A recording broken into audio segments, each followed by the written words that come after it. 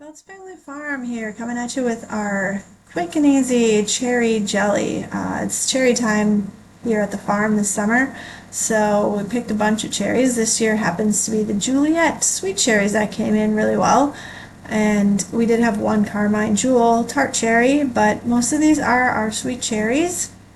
So we're just gonna wash them off, make sure we get all the dust and dirt and everything off them that we can. Not too worried about the stems and the leaves and such, because you're going to see how we're going to cook them down and get the juice out. That it's not going to be a big deal if there's a few stems or leaves in there, but the kids are really good this time. We don't really have very many. So once they're all washed, I'm going to dump them in a big stock pot here. Add some water. For that kind of big pot, we're talking 12 to 15 cups of cherries themselves. We're going to add a good half to 3/4 of a cup of water to make sure that there's enough to cover the bottom and really get these cherries cooking. So once we get them on the stove here, I'm going to turn it up to probably about medium to medium high heat, especially if you're going to be around watching them. If not, I would put them on low, but I'm going to stick around here, so we're just going to poke around here. They're not really cooked yet. Here we are. This is about 10 to 15 minutes later, and we're able to actually just turn them into a mush. The pits are popping out and the cherries are exploding. This is exactly what you want, so that we can take this cherry mush and strain out the juice. I like to make sure that they're as mushed up as possible to get as most of the juice out as possible here in the pan before we take it over to strain it. You can see I have this special mashed potato maker, and I like this one because it actually mushes the cherries really well versus the other kind of more stringy type that just move around the cherries.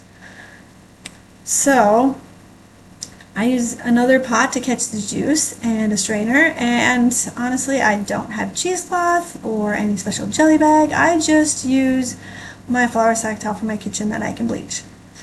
So I put it in there. Obviously you're supposed to leave it like this for a day or so and let the juice just gently drip out, then you won't get any pulp, but I have no patience. I want to make it today. I want to make it this morning. We're going to get it done. So I use a wooden spoon to just kind of gently press the juice out of the cherries mush. I know that this risks putting some of the pulp into your juice, so it's not perfect. If you want to take it to fair, use a jelly bag, let it sit all day, come make your jelly tomorrow. I'm not going to do that. So here's my juice. It's still pretty clean. As you can see, there isn't a lot of significant pulp in it, and I got 4 cups out of it, so that's going to be my batch. I have my juice, I have my pot that I've washed out, and I have my sugar, my pectin, and my lemon juice. That's all this takes. So we're going to put the juice and the sugar and the lemon juice all together here on the stove. We're going to get this mixed up.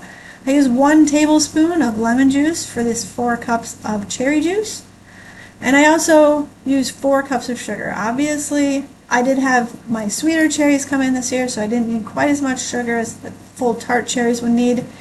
You really have to kind of play that by ear because you don't want yucky tasting jelly.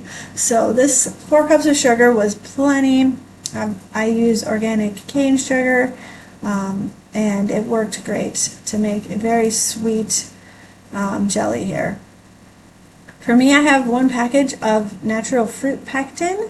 I use the dry pectin, and so I just like to put it in a bowl because it's easier for me to pour then when that time comes, because you're sitting here cooking your juice and sugar, and it hits that boil, you gotta add your pectin. So I am using 1 package of pectin for mine because I know that my cherries have a lot of natural pectin in them, but when I bought cherries I've had to use 2 packages, so that's not a shocker there if you use 2 packages to get your jelly to really set up.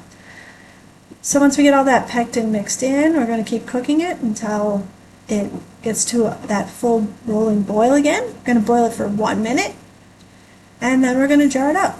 So here's that boil. Now if the boil gets a little off control, obviously we're just going to turn down the temperature here on the stove and keep it going for that 1 minute. It's really boiling. Want to make sure that we get the good boil on so that the pectin's activated properly.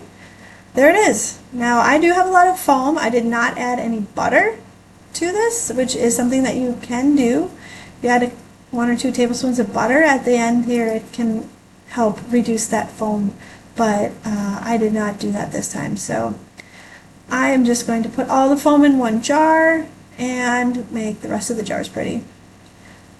So once we get all that foam ladled and skimmed off into the one jar, we're going to check the headspace on the jar because headspace is really important.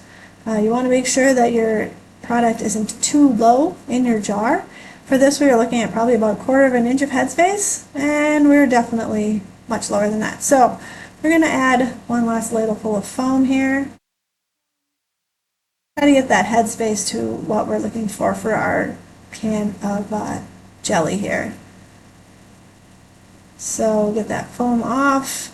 We're going to put that last little bit into the jar.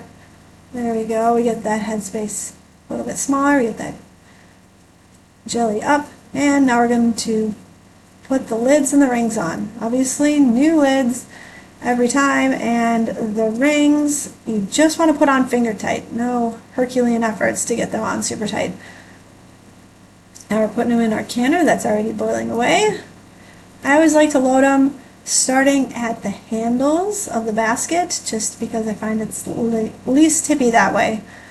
So if I put them then directly across from each other, it also helps keep the whole basket balanced, because nobody wants their whole basket of product that you've just worked on really hard to fall into the canner sideways. So once we get all 7 jars loaded here, we're going to get them processing. I was really happy we got 7 jars out of 4 cups of juice, so that was really nice. We process them in the boiling water for 10 minutes. And as you can see, we are in the garage, so I like to keep the steam and all of that outside my house if I can, so I use the cook stove here out in the garage, and that's where we can.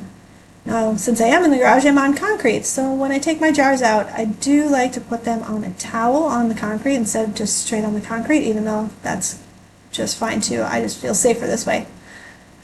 So we'll get them all out on this old towel I don't care about.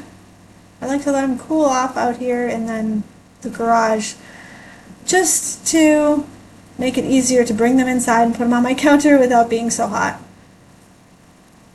So there they all are, looking good already. Got a lot of them sealed, and here they are.